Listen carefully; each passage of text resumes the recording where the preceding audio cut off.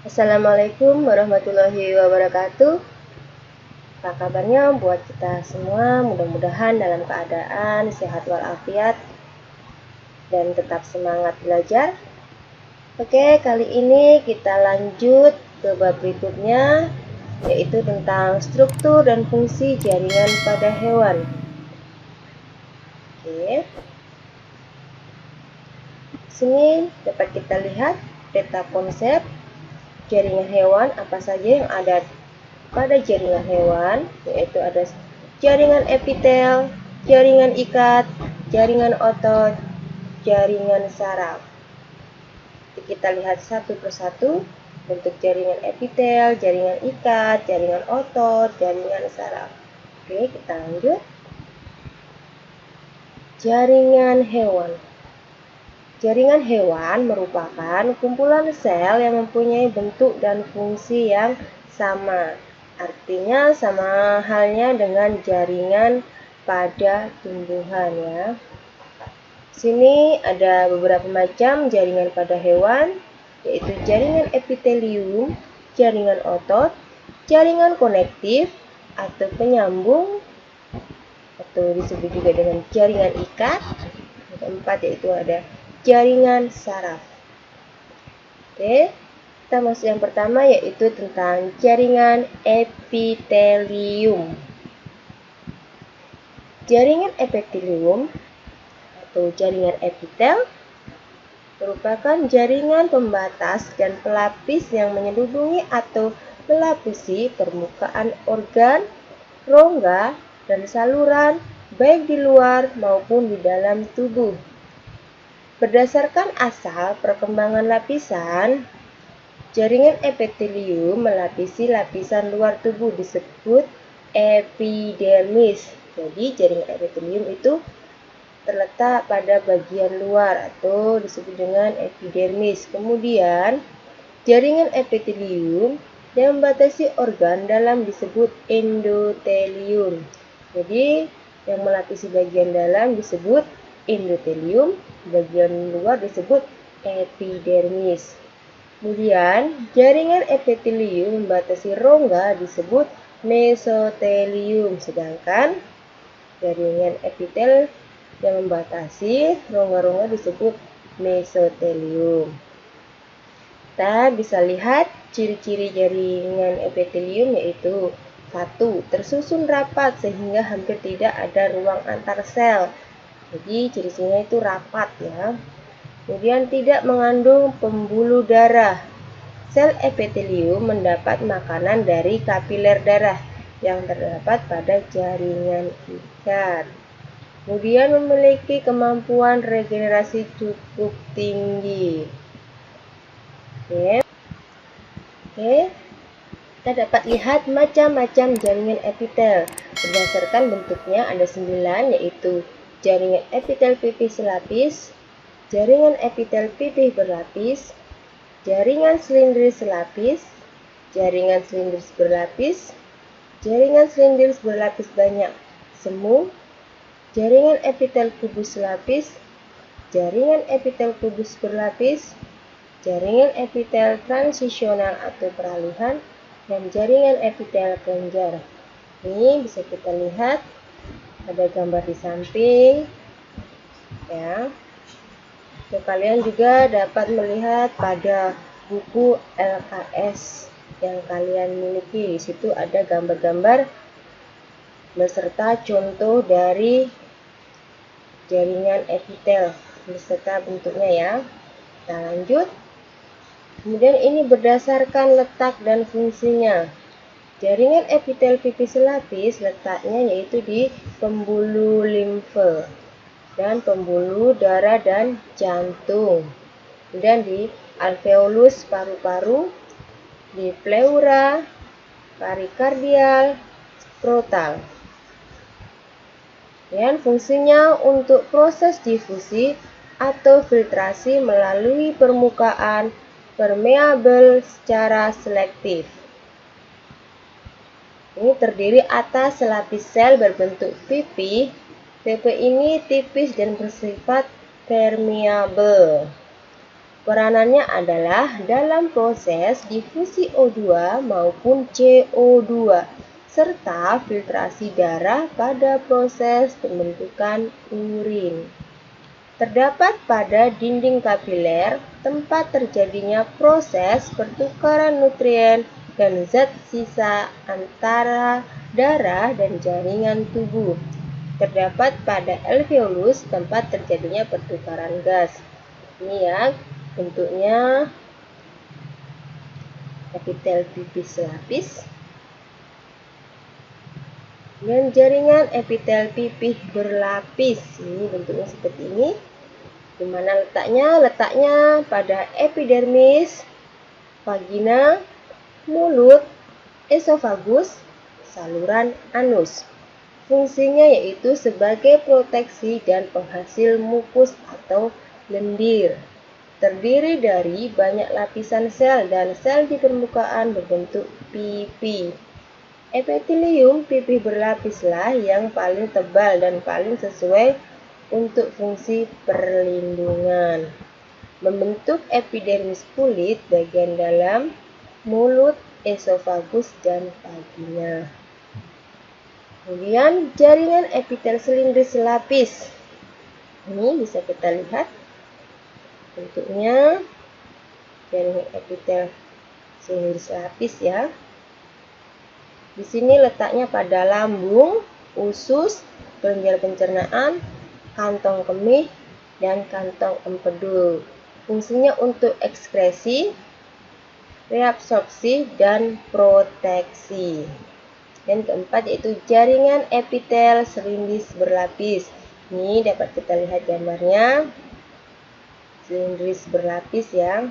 Ini letaknya pada kelenjar ludah, kelenjar susu, faring, laring, dan uretra. Kemudian yang kelima yaitu jaringan epitel silindris berlapis semu. Bisa kita lihat gambarnya jaringan epitel silindris berlapis semu. Ya. Letaknya saluran reproduksi laki-laki, faring, laring, trakea, dan bronkus. Fungsinya untuk proteksi, ekskresi, dan pergerakan. Ini yang keenam jaringan epitel kubus lapis. Nih. Bentuknya seperti kubus dan hanya selapis, makanya dikatakan kubus selapis.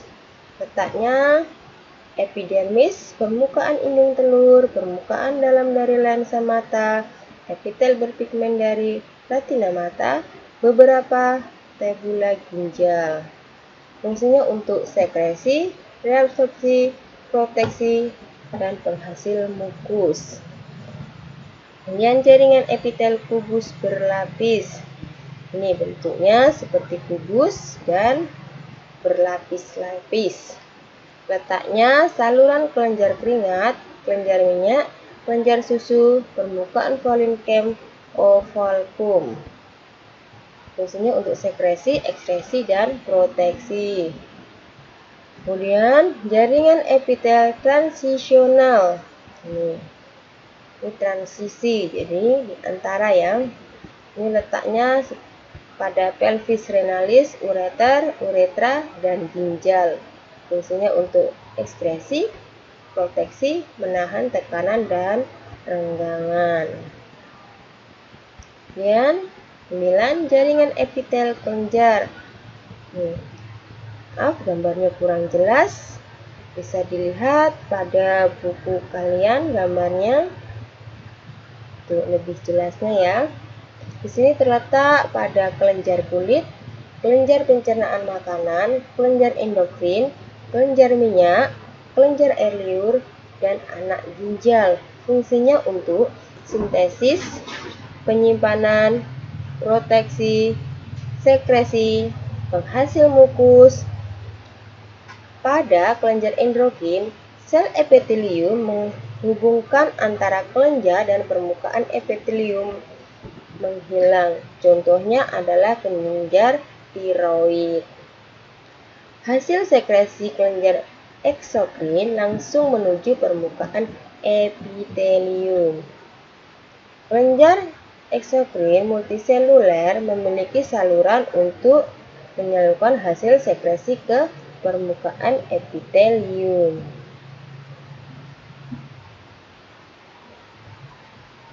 Oke, kita masuk kepada jaringan ikat. Sini bisa kita lihat jaringan ikat, yaitu adalah jaringan yang menghubungkan jaringan satu dengan jaringan yang lainnya. Ini kita bisa lihat jaringan ikat. Jaringan ikat itu dibagi atas jaringan ikat biasa dan jaringan ikat khusus. Jaringan ikat biasa itu ada jaringan ikat longgar dan jaringan ikat padat. Sedangkan jaringan khusus di sini ada tulang rawan, kalau tulang rawan itu ada tulang hialin, tulang elastis dan tulang fibrosa. Sedangkan pada tulang sejati, tulang kompak dan tulang spons. Jaringan ikat itu memiliki ciri-ciri, fungsi, komponen penyusunnya yaitu ada sel, serabut, zat dasar. Ya, di sini juga jaringan ikat khusus, ada darah dan limfa ya. Jaringan ikat terdiri dari 3 komponen utama yaitu sel, serabut, dan zat dasar. Zat dasar jaringan ikat berupa homogen setengah cair terdiri dari asam mukopolisakarida yang mengandung asam hyaluronat, berfungsi sebagai pengikat air, pelumas, dan perendam benturan. Ciri-ciri jaringan ikat yaitu letak sel-sel jaringan ikat tidak berhimpitan jika berhubungan hanya pada ujung protoplasmanya. Memiliki komponen intraseluler atau matriks. Bentuk sel tidak teratur, sitoplasma bergranula dan inti sel menggelembung. Fungsi jaringan ikat yaitu sebagai penyokong organ tubuh, sebagai pembungkus organ-organ, mengisi ruang-ruang antar organ, melindungi organ-organ yang lunak, sebagai organ penghubung organ yang satu dengan lainnya. Oke, kemudian 4 macam sel penyusun jaringan ikat dan fungsinya. Pertama, fibroblast. Fungsinya yaitu mensekresi protein, menintesis protein. Kemudian makrofag, fungsinya sebagai pinositosis, penghancur benda asing. Sebagai fagositosis, pemakan benda asing. Kemudian sel lemak, fungsinya untuk menyimpan lemak. Sel mas atau sel tiang, fungsinya untuk membantu menghancurkan heparin. Heparin untuk membantu atau mengatur dalam proses pembekuan darah. 2. Menghasilkan histamin. Histamin untuk mengatur permeabilitas tanah. Kemudian di sini ada macam-macam jaringan ikat, yaitu ada jaringan ikat khusus, jaringan adiposa lemak, jaringan limfa, dan jaringan tulang. Ini ada tulang rawan kartilago atau tulang rawan hialin. Ini bisa kita lihat gambarnya. Ini juga gambarnya ada di PS kalian. Kemudian tulang rawan fibrosa. Ini ada sel, ini fibrosanya ya. Dan ada tulang rawan elastis. Ini sel. Ini ada irisan melintang tulang atau tulang keras, biasa disebut dengan osteon. Ini bisa kita lihat gambarnya. Ada pembuluh darah, lacuna mengandung osteosit, ini lacuna. Kemudian estun, sistem Hayward ini ya, yang bentuk seperti lingkaran ini. Juga lamella konsentralis ini. Kemudian periosteum ya, oke, kita lanjut. Kemudian di sini jaringan darah. Jaringan darah di sini ada 3 yaitu sel darah merah atau disebut eritrosit. Kemudian sel darah putih atau disebut dengan leukosit. Kemudian keping darah atau disebut dengan trombosit. Oke. Kemudian kita masuk jaringan ikat biasa. Ini ada jaringan ikat padat, jaringan ikat longgar. Ini bisa kita lihat gambarnya seperti itu. Ya, kita lihat letak dan fungsi dari masing-masing jaringan ikat. Yang pertama yaitu tadi jaringan ikat padat, letaknya di selaput urat, tendon atau empal, kemudian ligamen, fungsinya untuk menghubungkan berbagai organ tubuh seperti pada katup jantung, kapsul, persendian, tendon, dan ligamen. Tendon itu yaitu perpaduan antara tulang dan otot. Sedangkan ligamen hubungan antara tulang dengan tulang. Yang kedua, jaringan ikat longgar terletak pada rongga perut, papila atau tonjolan-tonjolan lidah, kemudian di seluruh bagian tubuh. Fungsinya untuk memberi bentuk organ dalam, misalnya kelenjar limfa. Kemudian menyokong, mengelilingi, dan menghubungkan elemen dari seluruh jaringan lain. Oke. Ini jaringan darah atau jaringan pengangkut. Letaknya di pembuluh darah, fungsinya berdasarkan komponen sel darahnya. Jaringan darah terbagi menjadi sel darah merah atau eritrosit sebagai pengangkut dari makanan, oksigen, dan karbon dioksida. Sel darah putih atau leukosit membentuk imunitas kekebalan tubuh. Keping darah ini untuk membantu dalam proses pembekuan darah. Jadi kalau ada luka, keluar darah, dan melakukan proses pembekuan darah itu adalah keping darah ini ya. Kemudian jaringan tulang terdiri dari tulang rawan kartilago, tulang rawan hialin terletak di hidung, dan tulang rawan fibrosa terletak di persendian, sifatnya tidak kentara. Tulang rawan elastis terletak di epiglotis, saluran tenggorokan, dan di estasius. Kemudian tulang keras atau disebut dengan osteon. Oke, sekarang kita masuk ke jaringan otot. Jaringan otot adalah jaringan yang bertanggung jawab terhadap mekanisme gerak. Ciri-ciri jaringan otot yaitu memiliki serabut-serabut otot, termasuk alat gerak aktif, memiliki sifat kerja, yaitu sama kontraksibilitas, ekstasibilitas, dan elastisitas. Dan macam-macam jaringan otot, ada otot polos, otot lurik atau otot rangka, kemudian otot jantung. Ini otot polos, kemudian otot lurik, dan otot jantung. Intinya kalau pada otot polos ya, sesuai dengan namanya dia pasti polos, dan otot lurik, otot jantung. Oke, jaringan otot terdiri dari sel yang dapat berkontraksi untuk melakukan pergerakan. Otot mempunyai struktur yang istimewa. Membrannya disebut sarkolema. Cairan sel disebut sarkoplasma. Serabutnya disebut miofibril yang terdiri atas aktin dan miosin. Untuk kerja disebut sarkoma.